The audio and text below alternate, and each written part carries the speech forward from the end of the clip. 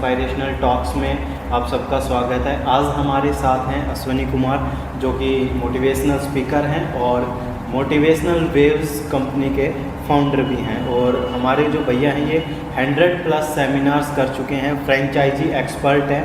तो आज हम इनसे मिलवाते हैं आपको। तो भाई साहब, आपकी जो जर्नी है इसकी शुरुआत कैसे हुई? हमारी जर्नी की शुरुआत हुई थी संदीप माहेश्वरी की एक वीडियो मेरे चैनल पे आई थी, यानी चैनल क्या व्हाट्सएप पे आई थी। और लिंक मैंने क्लिक किया तो मुझे उस वीडियो में कुछ लगा कि हाँ, मतलब कुछ नया कर रहे हैं ये। पहली बार मैंने उनको सुना, उस वीडियो में जाना कि वो कैसे डिज़ायर्स के बारे में, लाइफ के बारे में बात कर रहे हैं। सुनकर अच्छा लगा। काफ़ी सारी वीडियोज़ उनके स्क्रॉल करी, चैनल पर देखा क्या करते हैं क्या नहीं करते हैं। वो देखने के बाद लगा कि हाँ, अपने को इस फील्ड में जाना चाहिए, क्योंकि पोटेंशियल ये था कि स्कूल टाइम से, कॉलेज टाइम से मुझे लगता था कि यहाँ स्टेज पे बोलना that is something which is very normal for me. So I started my journey by watching that video. आज इंटरनेट का ज़माना है और इंटरनेट के ज़माने में सब कुछ मोटिवेशनल कंटेंट या एजुकेशनल कंटेंट भरा हुआ है। तो ऐसे में लोग मतलब पैसे खर्च करके आपसे क्यों सीखें? देखो, ऐसा होता है, फ्री में तो जहर भी मिलता है ना। ज़्यादातर लोग क्या करेंगे, नहीं लेंगे ना, अवॉइड करेंगे। हर किसी व्यक्ति को ये पता होता है कि कंटेंट हमें क्या कंज्यूम करना है। और जैसे हम बड़े बड़े स्पीकर्स की बात करते हैं, बहुत सारे स्कूल, कॉलेजेस, कंपनीज़ या कॉरपोरेट सेक्टर ऐसे हैं जो छोटे लेवल पे हैं और बड़े लेवल पे जाना चाहते हैं। तो वो हमारे फील्ड के जो बड़े नाम हैं उन लोगों को अफोर्ड नहीं कर सकते, तो उन लोगों को कोई ना कोई चाहिए होता है। और एक चीज़ होती है कि हाँ, वर्चुअली उनको दिखाना कि भाई इन लोगों की वीडियो देख लो, या फिर कंपनी का ही जो ओनर है या मैनेजर है, या फिर मैं कहूँ उनके जो सीनियर्स हैं जो उनको गाइड करते हैं, डेली एक ही व्यक्ति उनको सेम बातें बोल रहा है। तो वो लोग क्या होते हैं ना, उनसे थोड़ा सा मनुष्यकरण का शिकार हो जाते हैं कि हाँ यार, डेली इन्हीं की सुननी पड़ती है।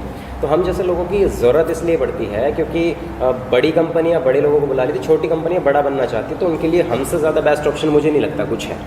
और रही बात जो फ्री का कंटेंट है, फ्री की चीज़ किसको ज़्यादा पसंद आती है? मुझे ऐसा लगता है पर्सनली, अगर मुझे कुछ फ्री मिलता है तो मैं लेता ही नहीं। तो अगर आप पैसे दे करके किसी चीज़ को ले रहे हो तो उसकी वैल्यू आपकी नज़रों में होती है और आप उसको दूसरी नज़र से देखना शुरू कर देते हो कि मैंने इसके लिए कुछ पे किया है तो यहाँ से मुझे आउटपुट निकालना है। मेरा ऐसा मानना है। ओके, आपने अभी संदीप सर का जिक्र किया, संदीप माहेश्वरी सर का। तो मैं आपकी जब प्रोफाइल देखता हूँ या जो भी लोग देखते होंगे जो आपसे कनेक्टेड है, आपको फॉलो करते हैं, तो आप प्रोफाइल में संदीप सर की फ़ोटो लगाते हो। तो आप मतलब संदीप सर से क्यों मिले और क्या आपको भी मोटिवेशन की ज़रूरत पड़ती है जो आप संदीप सर से? मैं संदीप सर जैसे कई व्यक्तियों को फॉलो करता हूँ, जिसमें एक नाम डॉक्टर विकास दिव्य कीर्ति का भी है। तो एक सेमिनार में डॉक्टर विकास दिव्य कीर्ति ने ये कहा था कि कोई भी व्यक्ति अगर ये कहता है कि मैं 100% मोटिवेटेड व्यक्ति हूँ और मुझे कभी डिमोटिवेशन नहीं होता, तो वो साफ झूठ बोलता है। और मैं इस चीज़ में यकीन रखता हूँ। मुझे नहीं, बल्कि मुझसे भी बड़े बड़े लोग जो इस फील्ड के मैं कहूँ गुरु हैं, मेरे गुरु हैं संदीप माहेश्वरी, इवन वो भी कहते हैं कि डीमोटिवेशन होता है और मोटिवेशन की ज़रूरत हर किसी को पड़ती है। रही बात संदीप सर से मिलने की, तो कुछ लोगों के अंदर जो ना एक तरीके से एक क्रेज़ होता है। मेरे लिए भी वो क्रेज़ था, क्योंकि जिसको देख करके मैंने अपनी जर्नी शुरू करी और जिनको मैं अपनी इंस्पिरेशन मानता हूँ, अगर उनसे मिलने का मौका मिल रहा है तो किसी भी व्यक्ति को वो मौका नहीं गंवाना चाहिए। And I got the chance to meet him twice, 2 बार मैं अब तक मिला हूँ, और वो मुझे ऐसा लगता है मेरी ज़िंदगी के बेहतरीन दिनों में से एक है।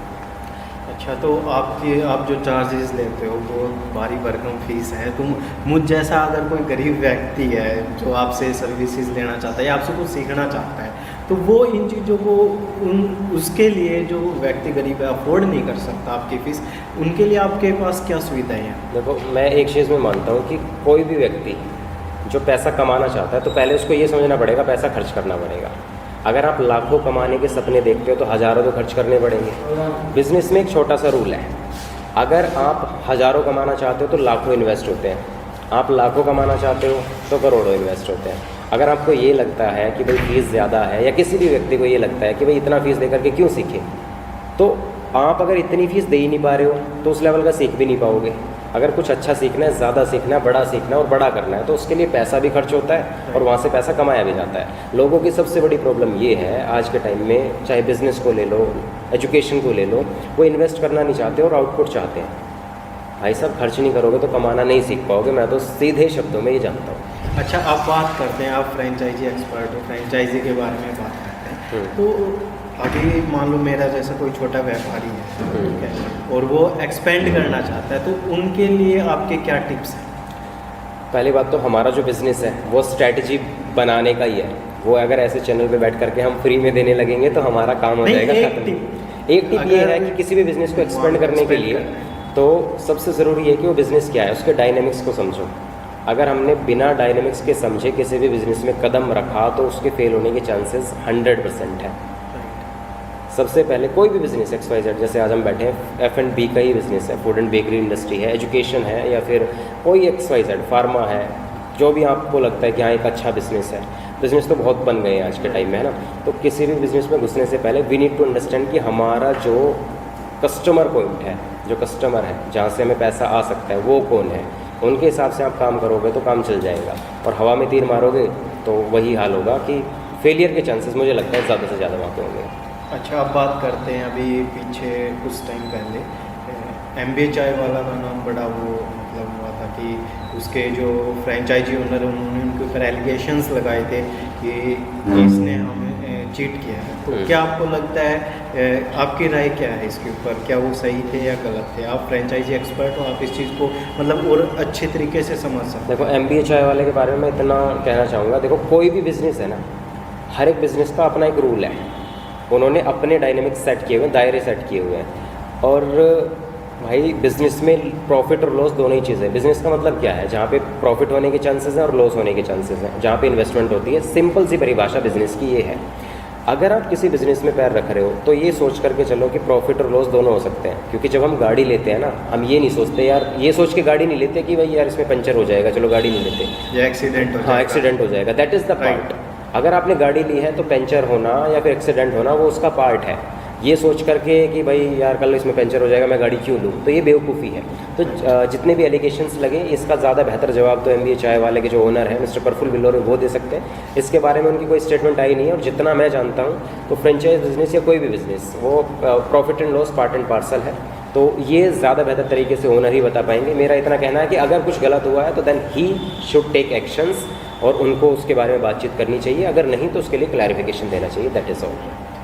ओके, तो अब बात करते हैं आपके बारे में। आपने अपनी जर्नी शुरुआत की, आप फ़िलहाल बहुत सही चल रहे हो। तो आप आने वाले 5 साल में अपने आप को कहाँ देख रहे हो? अश्वनी कुमार, मैं आने वाले 5 साल मैं ये में कहाँ देखता stand हूँ, करते हैं? आने वाले 5 साल की मैं कभी सोच के नहीं चलता। कारण है इसके पीछे, मैं जिनको अपना गुरु मानता हूँ, संदीप सर को, तो वो ये कहते हैं कि हमें बेबी स्टेप लेना चाहिए, और मैं उनकी कही हुई ज़्यादातर बातों पर अमल करता हूँ। ठीक है, वैसे ही मैं एक और पर्सन है जिनको रोल मॉडल मानता हूँ या फिर एक आइडियल मानता हूँ, MS धोनी साहब। उनमें लीडरशिप की क्वालिटीज़ हैं, और वो हमेशा ये कहते हैं कि don't think about the result, just focus on the process, कि प्रोसेस पे ध्यान दो। तो मैं प्रोसेस पे ध्यान दे रहा हूँ। आने वाले प्रोसेस एंजॉय कर रहा हूँ। आने वाले 5 साल में क्या होगा I don't know, but baby step में मेरा ये है कि मुझे कल क्या करना है, परसों क्या करना है, आने वाले 5 या 6 महीनों के अंदर हम कहाँ जाने वाले हैं, that is my priority. Okay, तो अब बात करते हैं कि आपकी लाइफ में ऐसा क्या हुआ या ऐसी क्या घटना घटी कि आपने सोचा नहीं मेरे को तो अब यही करना है, मेरे को मोटिवेशनल स्पीकर ही बनना है। ऐसा क्या हुआ आपकी लाइफ मेरी लाइफ में? जबकि आपके पास हजारों ऑप्शन थे, आप बिजनेस कर सकते थे, आप कहीं पे जॉब कर सकते थे, आप मुखर्जी नगर में रहकर IAS की प्रिपरेशन कर सकते थे, बहुत ज़्यादा ऑप्शन थे, लेकिन आपने यही चुना। कि ऐसा क्या हुआ कि हाँ नहीं मुझे यही करना है? इस दुनिया में ना देखो हज़ारों तरह के ऑप्शंस हैं, मतलब प्रोफेशन है अलग अलग, और एक बंदा 10 काम नहीं कर सकता। ठीक है, तो हर किसी की जर्नी, हर किसी की डेस्टिनी अलग होती है। शायद मेरी डेस्टिनी में ये था, और इसके पीछे जो कारण था वो ये था कि जब मेरी स्कूल की एजुकेशन हुई, वहाँ से निकलने के बाद जब कॉलेज में एंट्री हुई, तो वहाँ कॉलेज में पहले दिन की एंट्री से मुझे ये एहसास हुआ था कि यार जो अब तक मैंने स्कूल में पढ़ा है ना, that was totally useless in the term कि जो मैंने वहाँ पे सीखा उसका मेरी रियल लाइफ में क्या उपयोग है, वहाँ से मुझे क्या सीखने को मिलेगा, काम कैसे आ सकता है वो मेरे। वहाँ से एक चीज़ें थी कि स्कूल में जो मेरी लाइफ थी, जहाँ से मैंने बोलना सीखा, चलना सीखा, लोगों से मिलना सीखा, फ्रेंडशिप, ये सब चीज़ें सीखी, that was the most important part. But जहाँ तक एजुकेशन की बात की जाए, किसी एक कोर्स की पर्टिकुलर बात की जाए, तो मुझे वहाँ पे अपना करियर बिल्कुल नहीं दिखा। मैंने मास्टर्स की और उस फील्ड में काम भी किया, और एक कंपनी थी राजस्थान के भिवाड़ी में, वहाँ पे मैंने 2 महीने नौकरी करी केवल। मैं जा कर के, मुझसे लोग भरवाते थे बैठ करके, फार्मा फील्ड था। तो मुझे अंदर से ये आता था कि मैं इस काम के लिए नहीं बना, तो मैंने 2 महीने के अंदर ड्रॉप आउट किया और मैंने अपना जो मैं पहले से काम करता था ये स्पीकिंग का, पब्लिक स्पीकिंग मतलब मेरा पैशन है एक तरीके से। मैं 6 घंटे 7 घंटे 10 घंटे बोल सकता हूँ, लेकिन मैं किसी कंपनी के लिए 10-12 घंटे काम नहीं कर सकता। कोई घटना ऐसी घटित नहीं हुई कि अंदर से कुछ ऐसा आया कि यार यहाँ से चोट लगी है, नहीं। बट मुझे अंदर से ये रियलाइजेशन हुआ कि मेरे लिए ये काम है ही नहीं नौकरी वाला, मैं ये कर सकता हूँ, बोल करके मैं पैसा कमा सकता हूँ। और ये एक स्किल है। आज के टाइम में बच्चों के पास स्किल नहीं है। स्कूल में आप किसी बच्चों से मिलोगे ना तो आउट ऑफ 100 90 बच्चे आपको शाय मिलेंगे, इंट्रोवर्ट मिलेंगे, उनको बोलने का ही नहीं पता होगा।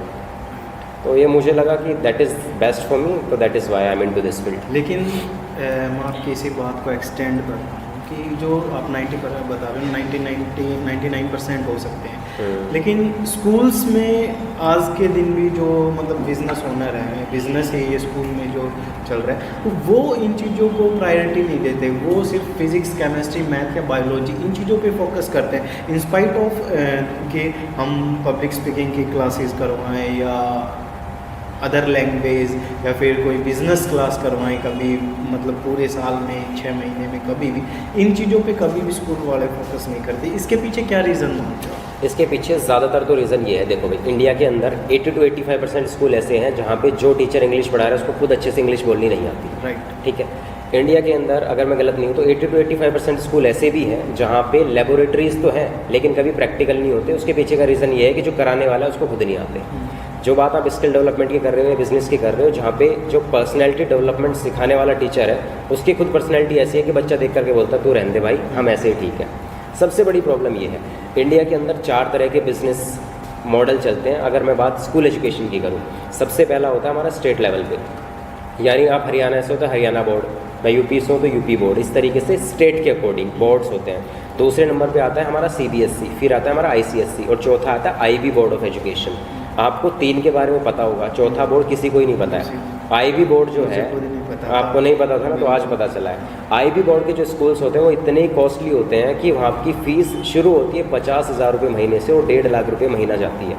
तो हम में से, आप में से कितने % लोग ऐसे हैं जो IB बोर्ड में अपने बच्चे का एडमिशन करा सकते हैं? पहली चीज़, IB बोर्ड की जो स्कूल्स हैं वो सारी चीज़ें कराते हैं जिनके बारे में भी आपने बात की। वो स्किल डेवलपमेंट के बारे में बताएंगे, वो एजुकेशन के बारे में बताएंगे, वो बिज़नेस के बारे में बताएंगे, वो पब्लिक स्पीकिंग के बारे में बताएंगे।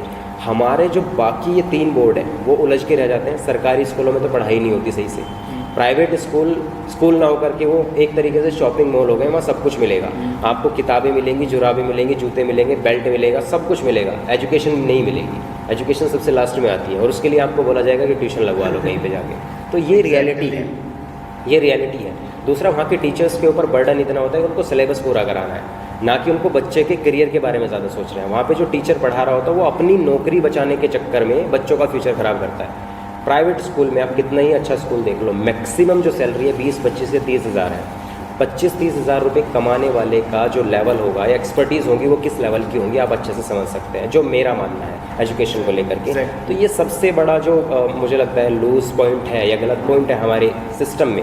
मैं ये बिल्कुल भी नहीं कह रहा कि एजुकेशन सिस्टम ख़राब है, एजुकेशन सिस्टम सही है, क्योंकि इसी सिस्टम के तहत पढ़ कर के लोग IAS भी बनते हैं, IPS भी बनते हैं, अच्छी पोस्ट पे जाते हैं। But the thing is that हमारे एजुकेशन सिस्टम में जो कंटेंट है, उसकी डिलीवरी में जो कॉन्ट्रडिक्शन है, वो सबसे बड़ी प्रॉब्लम है। अगर उसको हमने सुधार लिया तो मुझे ऐसा लगता है कि कुछ हो सकता है। बट मैं यहाँ बैठ कर के बातें करने से ये सुधरेगा नहीं, अकेला चना भांड नहीं फोड़ सकता, पुरानी सी कहावत है। तो हमने अब तक 162 स्कूलों में इस प्रकार से सेमिनार किए हैं और बहुत कुछ चेंज लाने की कोशिश करी है और सोच रहे हैं कि ये जर्नी यहाँ से आगे बढ़े, मतलब एक nth नंबर तक जाए जिसका कोई एंड ना हो। मेरी शुभकामनाएं आपके साथ है। थैंक यू जी। क्या तो इसमें आपको कुछ बहुत मतलब या तो एक वर्ड में आंसर देना है या फिर 2 वर्ड होंगे तो उसमें से सेलेक्ट करना। ठीक है। Your useless talent. मेरा यूजलेस टैलेंट, मुझे कभी कभी ये लगता है कि मैं गाना चाहता हूँ लेकिन मैं गा नहीं सकता। कॉफ़ी और टी? कोई भी नहीं, कुछ भी पसंद नहीं है। कुछ भी। नाइट और मॉर्निंग वर्ड? नाइट आउट, क्योंकि रात में टाइम मुझे ऐसा लगता है कि वो बहुत अच्छा टाइम होता है सोचने समझने के लिए। विवेक बिंद्रा और संदीप माहेश्वरी? ऑलवेज संदीप माहेश्वरी। यूट्यूब और नेटफ्लिक्स? यूट्यूब। पेन और माइक? माइक। फ़ोन और लैपटॉप? बहुत। कार और बाइक? कार। योगा और मेडिटेशन? करता तो मैं कुछ नहीं हूँ, लेकिन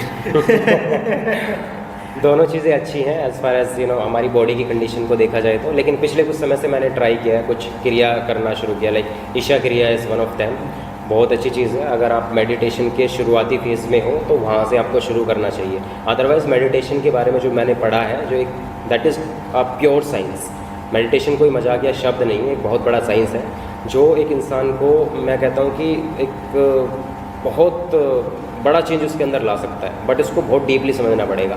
मेडिटेशन हर किसी के लिए नहीं है। अगर आपने गलत चीज़ के ऊपर ध्यान लगा लिया, आपकी लाइफ ख़राब हो सकती है। जब बात ध्यान लगाने की आती है तो सही चीज़ के ऊपर ध्यान लगाना है। तो before starting meditation you need to understand कि हाँ, आपका पॉइंट ऑफ फोकस क्या है। पैशन और money. Money with passion. Money with passion. तो आपने सभी का जवाब बहुत अच्छे से दिया।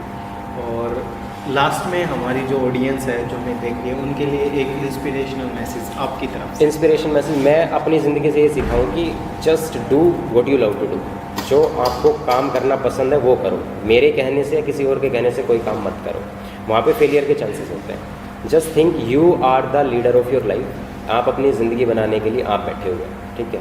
और अप्स एंड डाउन्स आएंगे, चोटें लगेंगी, ठोकरें लगेंगी आपको, लेकिन वहाँ से निकलना ये आपके हाथ में, आप कैसे निकल सकते हो और कैसे नहीं निकल सकते हो, ठीक है। और इंस्पिरेशन मैसेज में मैं एक अच्छी चीज़ ये कहना चाहता हूँ कि कई बार लोग ना परेशान हो जाते हैं छोटी बातों को लेकर के, या फिर मतलब कुछ भी XYZ घटना घटित हो जाती है। ये अक्सर मेरे साथ बहुत ज़्यादा होता है। फिर मैंने वहाँ से एक चीज़ सीखी कि आपको जो है ना, आप कभी पहाड़ से टकराए हो? नहीं ना, ठोकर हमेशा पत्थर से लगती है ना। एग्जैक्टली। तो छोटी चीज़ों से हमें निपट लेना सीखना चाहिए। और ठोकर जब लगती है वो पत्थर से लगती है, अगर पहाड़ बनना है, लगे सो लगे, जो हो रहा है वो हो रहा है। तो ऑडियंस को यही है कि भाई जो भी आप काम कर रहे हो, या हमारे फील्ड में जो लोग काम कर रहे हैं, करना चाहते हैं, बिजनेस एक्सपेंशन में जो भी आना चाहते हैं, just focus on your work. जो भी आप काम कर रहे हो, जो भी आप टास्क कर रहे हो, उसको 100% डेडिकेशन के साथ करो। अगर आपकी डेडिकेशन में कमी है, लैक ऑफ डेडिकेशन है, तो आपका रिजल्ट आएगा ही नहीं। This is what I want to से।